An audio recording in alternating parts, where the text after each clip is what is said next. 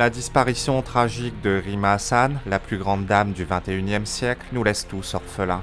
Rima Hassan, de son nom complet Rima Hassan Mobarak, vit le jour en 1992 dans un camp de réfugiés palestiniens en Syrie. Fille d'une notable syrienne et d'un père issu d'une famille de réfugiés palestiniens, elle naît apatride malgré la nationalité syrienne de sa mère. Alors qu'elle n'est âgée que de 10 ans, sa mère se sépare de son père, fuit la Syrie et embarque sa fille avec elle, direction la France. La France, peuplée de millions de racistes, leur offrit le gîte et le couvert, une instruction avec l'école gratuite et enfin, elle lui offrit la nationalité française en 2010 à ses 18 ans. À sa majorité, elle eut accès à l'université publique largement subventionnée par le contribuable français raciste, d'où elle sortit diplômée 6 ans plus tard. Bien des années plus tard, les Français, l'âme remplie de haine de l'étranger, l'élurent en juin 2024 députée européenne sur la liste de la France Insoumise menée par la regrettée Manon Aubry. Bien que son ascension sociale fût fulgurante, elle éprouve néanmoins des difficultés à boucler les fins de mois avec la maigre pension payée par Nicolas d'un montant de 11 000 € brut, soit environ 8 500 € net d'impôts.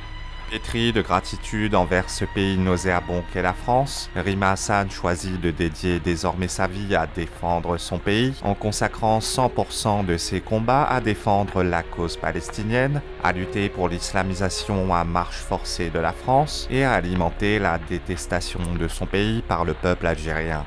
Nous nous souvenons de son incroyable sacrifice et de son courage sans limite lorsqu'en juin 2025, elle embarqua en compagnie d'autres grandes figures humanistes du XXIe siècle pour une croisière financée par les résistants du Hamas à bord du voilier tout confort, le Madlin. Sa mission, sauver le peuple gazaoui de la tyrannie sioniste de Netanyahou et sauver les Palestiniens de la famine en leur livrant des dizaines de kilos de nourriture, ou du moins ce qu'il en restait après qu'ils aient tout mangé pendant la croisière. Le périple fut éprouvant. Le Madlin fut tour à tour menacé par des drones de combat de Tsahal, braqué par des missiles israéliens, aspergé d'une substance chimique inconnue, probablement du phosphore blanc ou du gaz moutarde. C'était ignorer la détermination de l'intrépide Rima Hassan, qui n'avait peur ni de la mort ni d'Israël, bien décidé à livrer bataille jusqu'à son dernier souffle de vie. L'expédition échoua malheureusement aux portes de Gaza, l'équipage se retrouvant alors kidnappé par les génocidaires israéliens, pris en otage et torturé dans les geôles fascistes de Tsahal. Dès que l'un de nous s'endormait, la musique était mise à fond, les services de l'immigration dansaient devant nous. Je sais, c'est affreux. Le calvaire de Rima Hassan et de ses amis prit fin au bout de 2 jours de détention.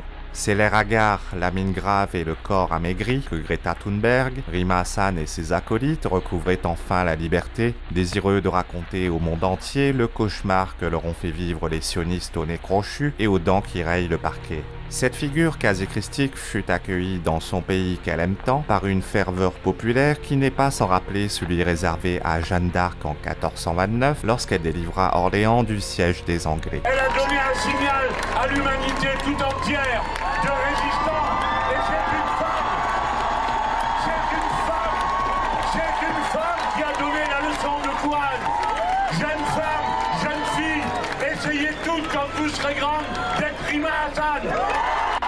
Aujourd'hui, Rima Hassan n'est plus, mais sa légende restera gravée à jamais dans nos livres d'histoire et dans nos cœurs. Cette grande dame qui a consacré sa vie à détruire le pays qui lui a tout donné continuera à jamais de hanter notre esprit.